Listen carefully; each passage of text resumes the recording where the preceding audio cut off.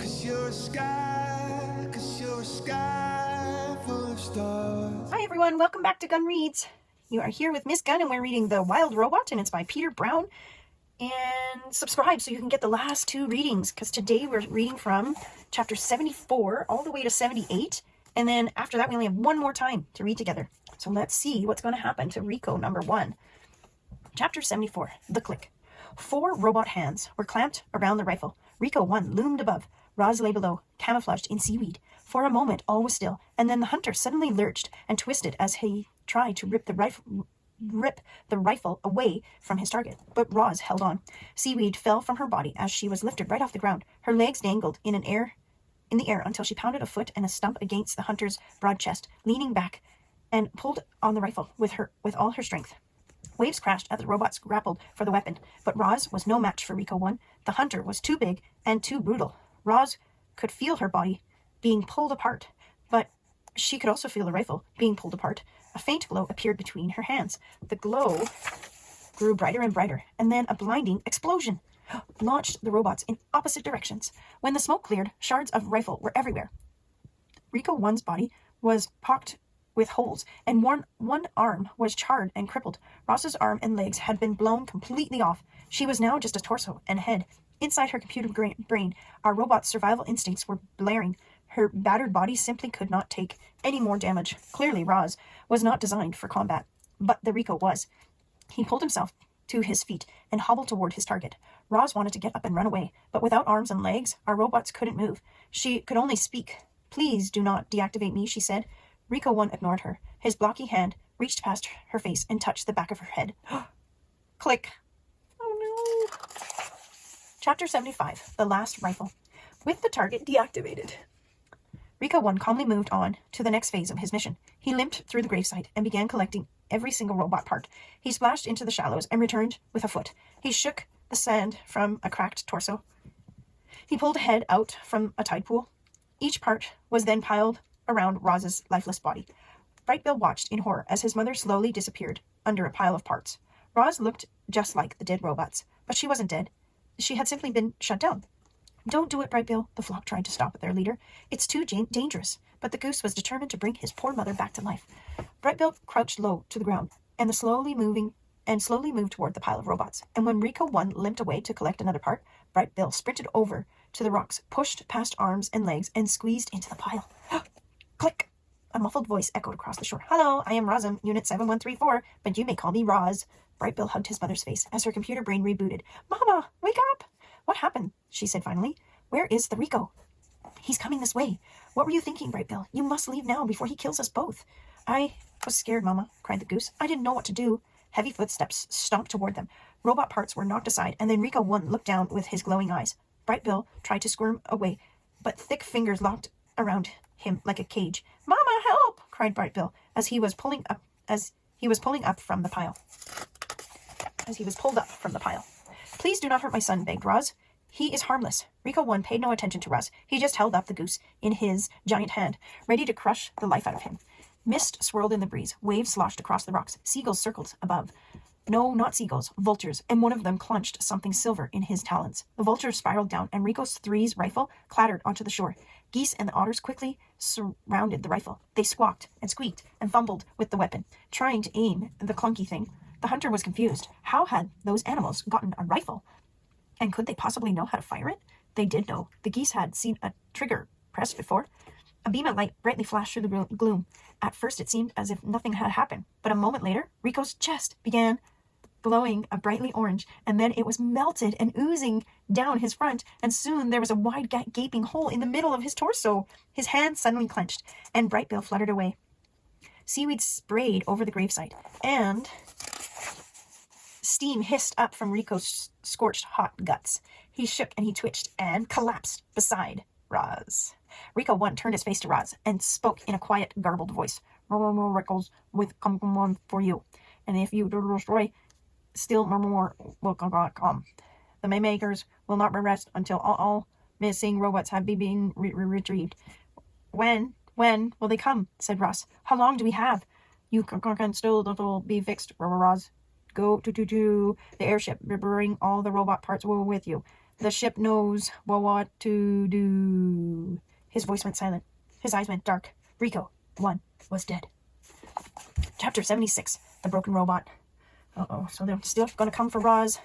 Geese and otters were bustling all around Roz.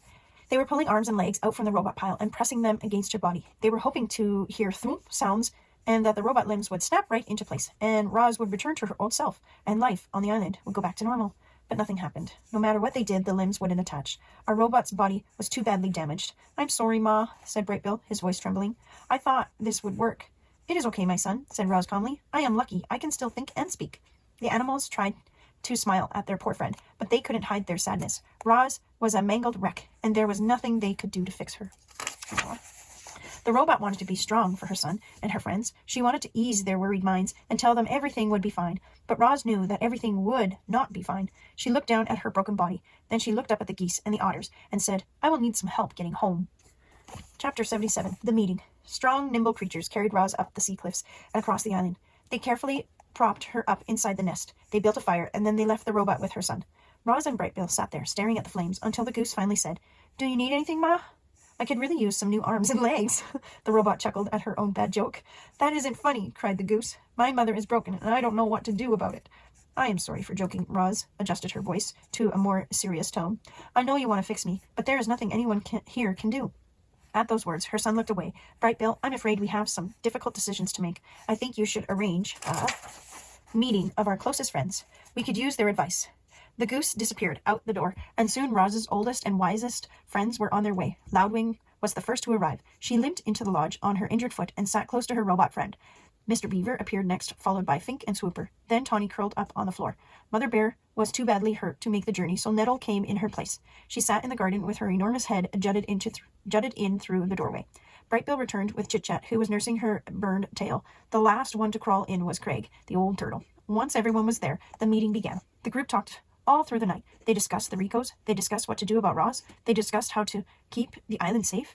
There were stark differences of opinions, and tempers flared. But by daybreak, the group had agreed to a plan of action. That morning, the dawn truce didn't take place in the great meadow. Instead, it took place in a small meadow by the foot of the mountain, in front of the airship. Weary animals quietly hobbled to the clearing. The only sounds came from a gurgling brook that wound through the gathering and right past our robot.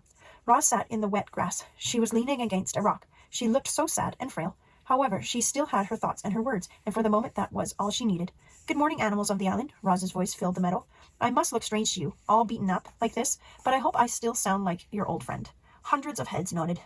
"You fought bravely yesterday. You risked your lives defending me, and I am eternally grateful. But many of our friends were wounded. Some may not recover, and there is worse news. Before the last Rico died, he told me that more of his kind will come to our island. They might already be on the move. And even if we defeat them, still more will come. My makers will not rest until all of their property has been retrieved. They want the dead robots. They want the broken parts. They want me." The crowd was silent. "But I care about this island far too much to put any more lives in danger. And so, my friends, I must leave." Voices cried out. "Don't go, Roz. Next time we'll be prepared. We risk our lives so you could stay." "I hear you," the robot's voice cut through the din. "But look at me. My body is ruined, and the Rico said the only ones who can help me are my makers."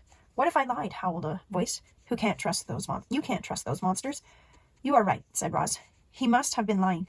There may be no hope for me, but that is the chance I have to take. Animals, you taught me to be wild. I want to be wild again, and so I must try to get the repairs I need. It is for the good of me and the island that I return to my makers." A calm settled over the crowd. They knew Roz was right. Chapter 78, The Farewell.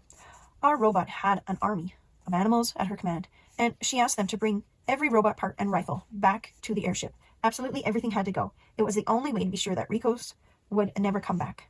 The island animals had no trouble locating the remains of the dead robots. Retrieving the remains took a bit more effort, but they were up to the challenge. Teams of clever creatures returned with robot pots of different shapes and sizes. Smashed heads and broken rifles, and twisted tubes and heavy bodies were all loaded into the ship until the entire island had been cleared.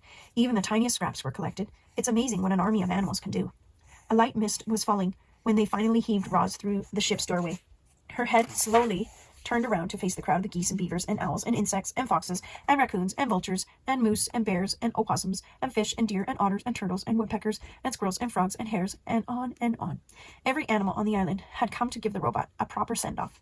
"Goodbye, you wild animals," Roz's voice echoed through the gray mist. The wild animals smiled, and then a few of them started to roar. Then more started to screech, and then more started howling and chirping and grunting. Soon, every creature was howling goodbye to Roz. The chorus of wild voices grew louder and louder, shaking the robot's body, rattling the ship, booming across the island, and up into the clouds. And then their voices gradually died down to silence. Bright Bill fluttered up to his mother's shoulder. "You understand why I must leave," said the robot. "I understand," sniffled the goose. "More Ricos could be headed here right now. I just do not know. There is so much I do not know. I think it is time I get some answers." "Will I ever see you again?" said Bright Bill, wiping his eyes. "You are my son, and this is my home," said Roz. "I will do everything in my power to return." Bright Bill hugged his mother's warm, worn face. "I love you, Mama. I love you, son." The goose fluttered back to his flock. The robot took one last look at her home. The door hummed closed. Oh no. Okay, guys, that's the end of chapter 78, and the next time we get together, we'll be reading chapter 79 on GunnReads with Miss Gunn, and we are reading The Wild Robot by Peter Brown. See you next time. So sky